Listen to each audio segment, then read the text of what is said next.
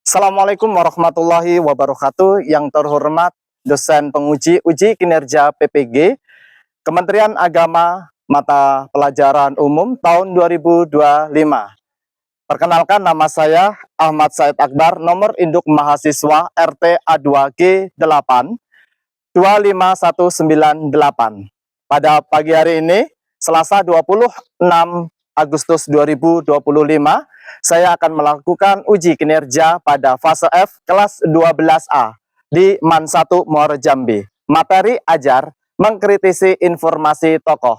Selamat menyaksikan. Wassalamualaikum warahmatullahi wabarakatuh.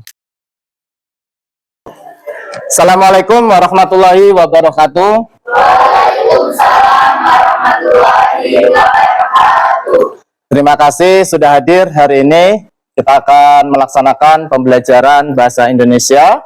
Sebelumnya kepada ketua kelas untuk memimpin pembacaan doa sebelum pembelajaran kita mulai. Silakan kepada ketua kelasnya. Siap. Doa dimulai. Bismillahirrahmanirrahim. Alhamdulillahirabbil alamin. Ar-Rahmanir-Rahim. Maliki yaumiddin. Iyyaka na'budu wa iyyaka nasta'in. Ihdinas siratal mustaqim.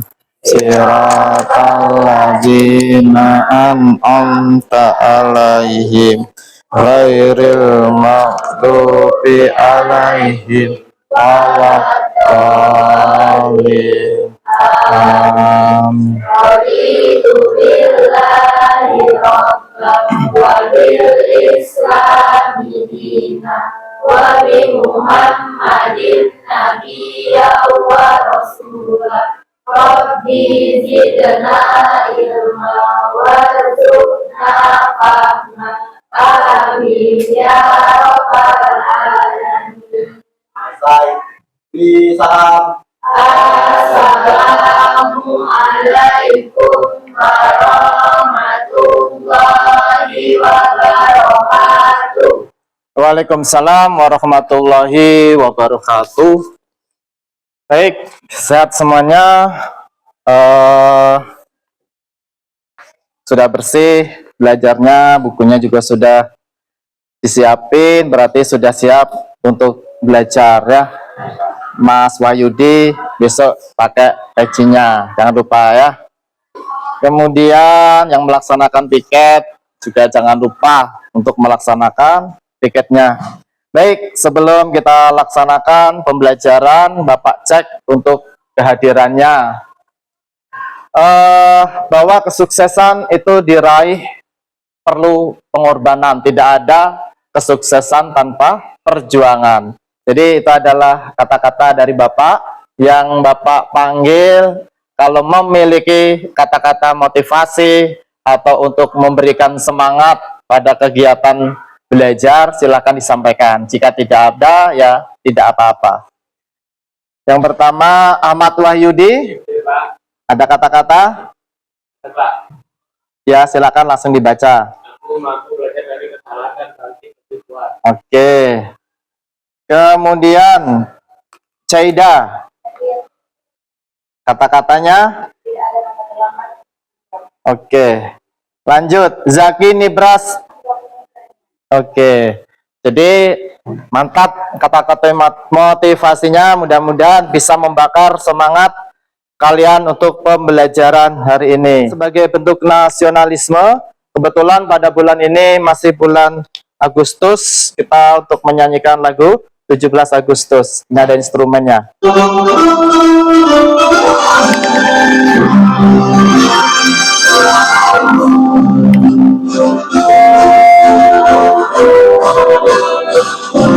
Semangat ya.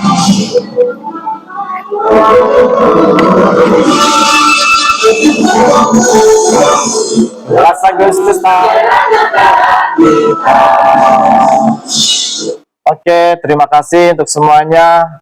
Negara kita yang baru berulang tahun di usia yang keberapa? 80 tahun. Tuh, dapat A+. Jadi tujuan pembelajaran kita, peserta didik diharapkan mampu: 1. Memahami bahwa membaca cepat, membaca sekilas, dan memindai dapat membantu menemukan informasi penting. Kemudian menyadari pentingnya keterampilan mengkritisi informasi tokoh. Selanjutnya termotivasi untuk aktif mengikuti pembelajaran agar dapat memilah informasi yang relevan dan akurat. Ada yang tahu? Ini siapa? Ini siapa? Artis apa nih? Artis Korea. Kenal ya? Kenal. Ya, artis Korea. Kalau ini siapa? Kira-kira? Ini ada Desi Ratnasari, Primus. Kemudian ada, ini siapa?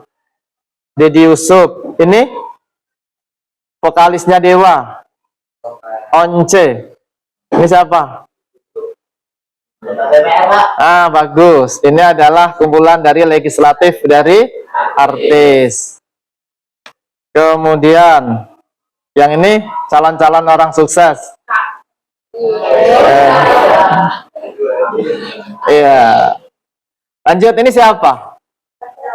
Oh, sastrawan. Tahu ya? Kirain nggak ada yang tahu. Ini adalah sastrawan Indonesia. Baik, untuk pembelajaran hari ini kalian bisa kumpul berkelompok yang telah kita bagi ya kemarin. Silakan untuk berkelompok.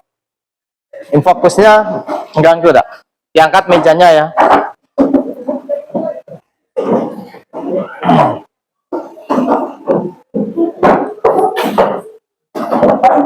Ya di sebelah situ nggak apa-apa mas, nggak apa-apa di situ.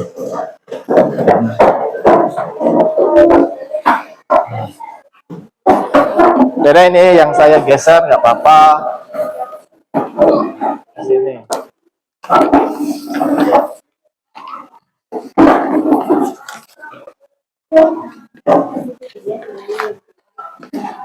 Sebelah sini bisa Mas Ilyas.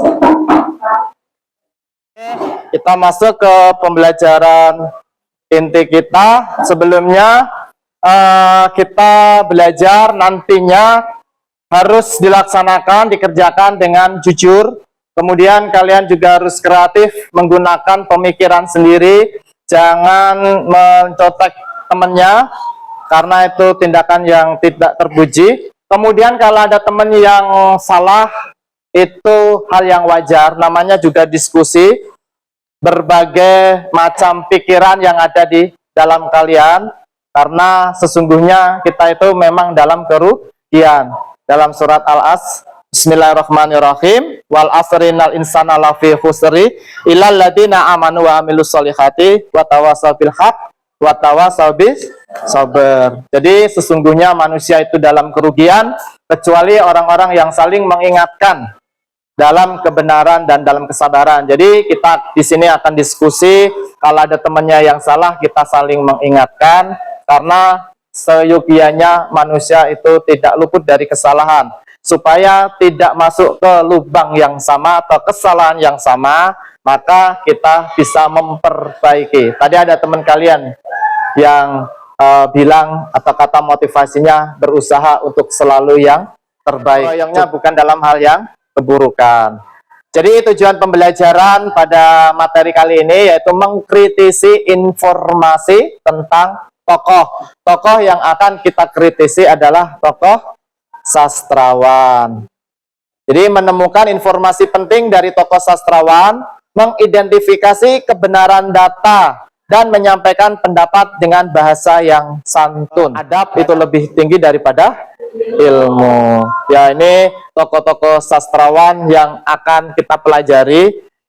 Tapi di antara banyak tokoh sastrawan ini hanya satu pokok pembahasan kita nantinya, yaitu Abi Yasin. Ada yang tahu apa itu sastrawan?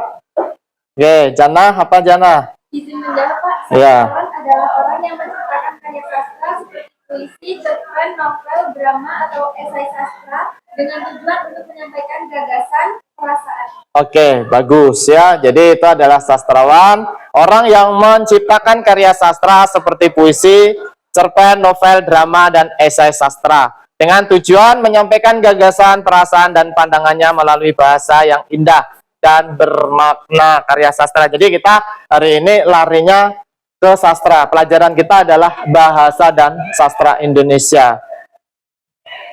Kemudian dalam mencari informasi, kita harus dapat data yang benar. Jangan data katanya, karena informasi yang kita dapat itu harus benar atau fakta ya. Kita dapat informasi tadi pagi, Bapak dapat informasi kemarin ada siswa kelas 11, ya. Ya Nur? Ya, kecelakaan. Itu fakta atau hoax, berarti kita harus tanya sama orang yang benar-benar melihat. Nanti itu bisa kejadiannya ada yang nambah gitu ya. Namanya hiperbola, melebih-lebihkan dari keadaan yang sebenarnya. Jadi, apa yang dimaksud dengan data yang valid dan tidak valid dalam sebuah informasi? Ada yang tahu? Apa itu? Ya, oke, Lala. Data valid itu data yang benar, akurat, dapat dibuktikan bersumber dari referensi yang kredibel dan sedangkan data tidak valid itu data yang salah, yang memiliki dasar bukti sebenarnya tidak jelas atau masih. Oke, bagus. Karena ini kita mengkritisi informasi sang tokoh, jadi ketika kita memberikan informasi harus ada namanya data. Kemudian di LKPD kalian itu ada tokoh sastrawan, ada kertas lembarnya dalam bentuk infografis. Ada ya? Nah, bisa dilihat itu ya. Nah, itu ada namanya infografis. Di kelas kalian ini juga ada dena kelas, jadwal pelajaran, struktur organisasi, jadwal piket. Itu namanya infografis. Dari gambar yang ada di sana, dengan melihat saja kita tahu informasinya. Misal hari ini hari Selasa, yang piket ada Adnan, Faiz, Jannah, Sita, dan Afni. Jadi nggak perlu ditulis teksnya, itu namanya infografis. Ketika kita mau kondangan, ada undangan. Biasanya supaya tidak tersesat di belakangnya ada apa? Denahnya, denah lokasinya. Nah itu juga termasuk infografis. Selain ada infografis, ini ada sebuah video pendek tentang Habib Yasin. Silakan diperhatikan. Assalamualaikum sahabat RG di mana saja berada. Insya Allah kalian semua selalu dalam keadaan sehat.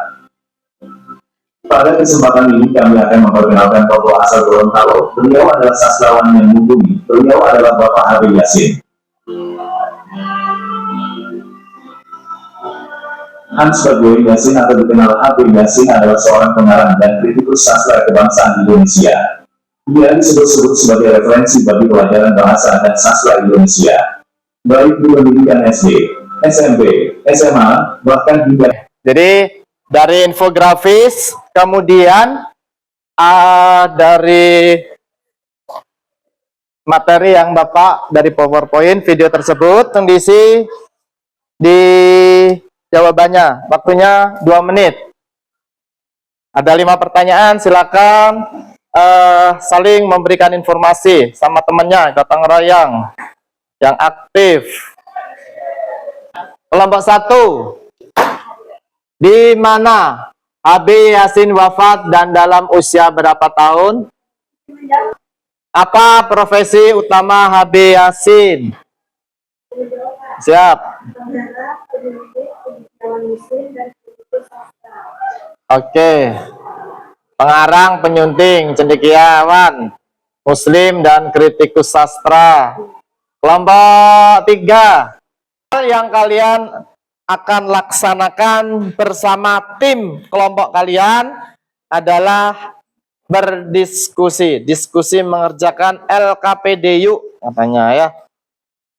Pertama, LKPD-nya ada tabel yang harus kalian isi secara berkelompok. Yang pertama, Bapak kasih arahan, ada informasi, pertanyaan, dan jawaban. Cari unsur adik Simba. Apa, di mana, siapa, mengapa, bagaimana. Kalau menurut LKPD-nya ini, kalau Bapak biasanya apa? 5W1H. Apa, siapa, di mana, mengapa, kapan, dan bagaimana.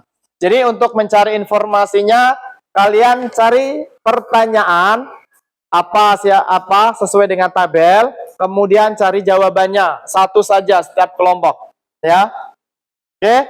Yang kedua adalah menjawab pertanyaan yang ada di bawah tersebut.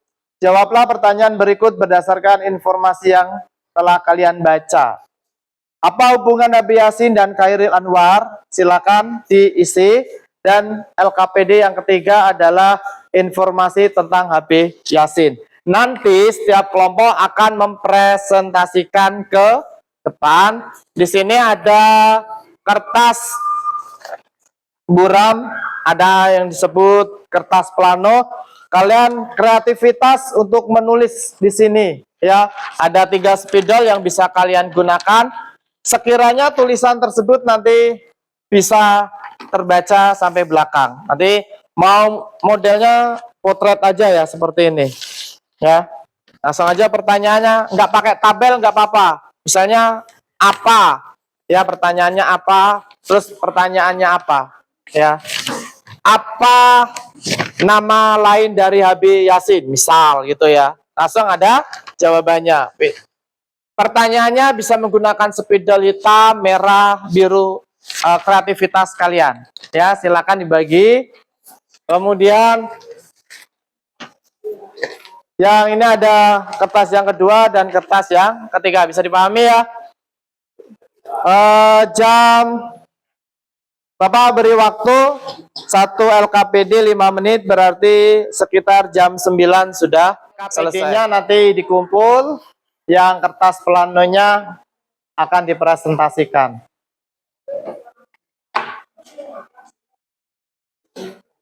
Bebas, yuk langsung dikerjain di situ.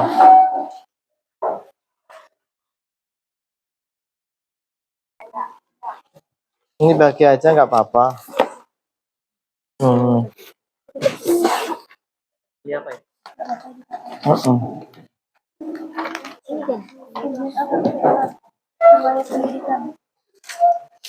Langsung di kertas ininya nah. Satu, yang satu lagi ini. Langsung di kertas buramnya, spidolnya kan ada 3 tadi. Nah, nanti nulisnya ganti-gantian, warna-warni nggak masalah. Di sini. Nah, ini yang kertas planonya yang kedua. Paham kan? Langsung di to the point juga nggak apa-apa.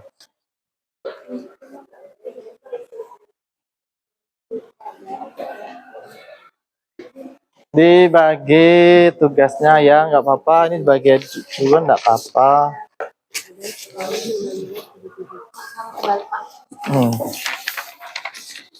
Nah, begini. Langsung di sini, ini bagi ya, satu dong.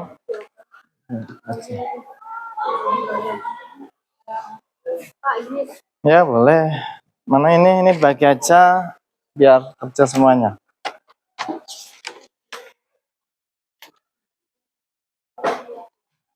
Masing-masing kelompok nanti mempresentasikan 5 menit. 5 menit, 10 menitnya untuk penutupan pembelajaran. Kelompok 1 ini muat tak?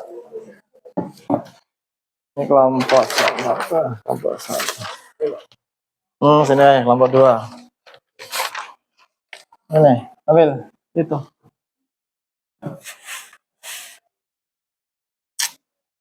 Kelompok berapa ya? Sini. Kelompok. Ini kelompok berapa? 2, sudah di sini 2.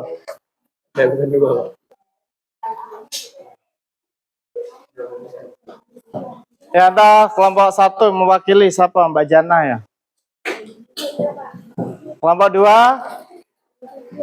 Hah? Iya, sini apa?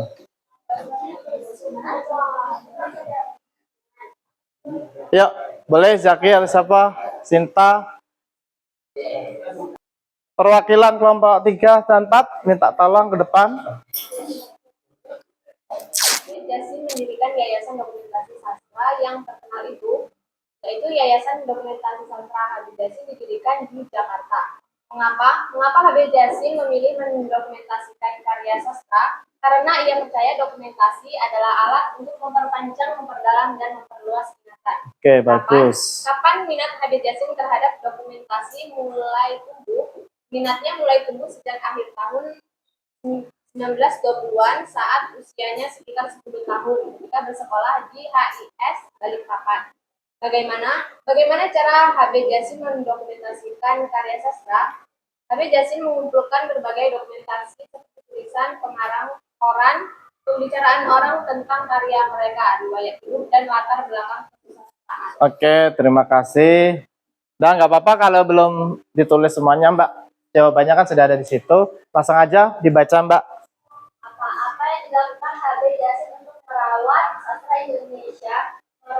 Habib Jasin merawat sastra Indonesia dengan mengumpulkan, menyimpan, dan mendokumentasi karya-karya sastrawan baik berupa tulisan, surat maupun catatan secara rapi dan sistematis. Lalu menghimpunnya dalam Yayasan Dokumentasi Sastra Habib Jasin yang diresmikan tahun 1977. Siapa tokoh yang mengirimkan kartu pos kepada Habib Jasin pada 1944? Khairil Anwar. Mengapa Habib Jasin tidak betah bekerja sebagai omtenar? Karena selama 5 bulan bekerja ia tidak menerima gaji. Bagaimana Habib Jasin mendapatkan pekerjaan di Balai Pustaka? Berkat Surat rekomendasi dari Sultan Ali Sabana. Ali Basa ya. Sultan. Kapan Habib Jasin resmi mulai bekerja di Balai Pustaka 1 Februari 1940. Oke, beli tepuk tangan buat semuanya sudah presentasi. Oke, bisa duduk ke tempatnya.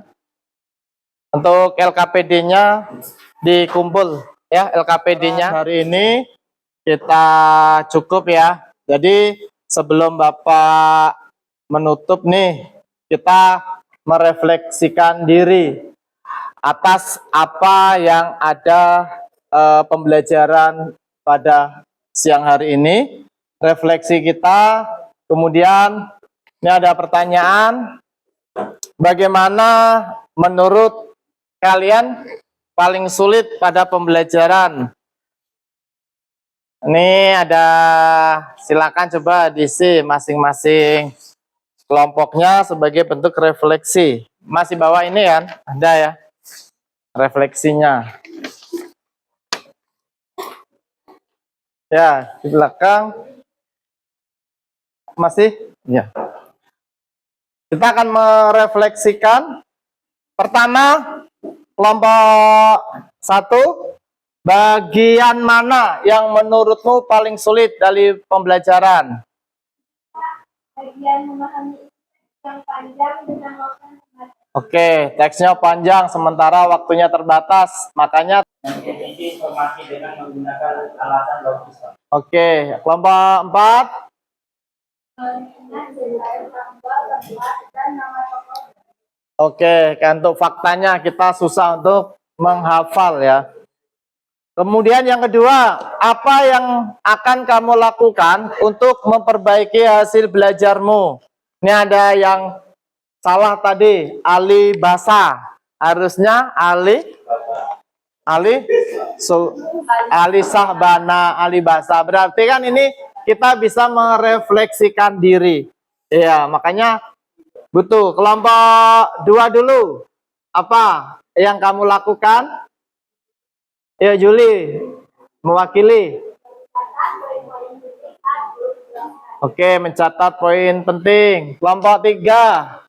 Berlatih membuat rangkuman dari berbagai Oke, menulis buat garis besarnya 4. Saya berekspor juga ada hal yang Oke, kelompok 1. membaca materi lebih awal sebelum pelajaran. Oke, ini rajin ya, materi belum diberikan tapi sudah belajar lebih dahulu. Bagian mana dari pelajaran ini yang menurut kamu paling menyenangkan? Kelompok 4 dulu.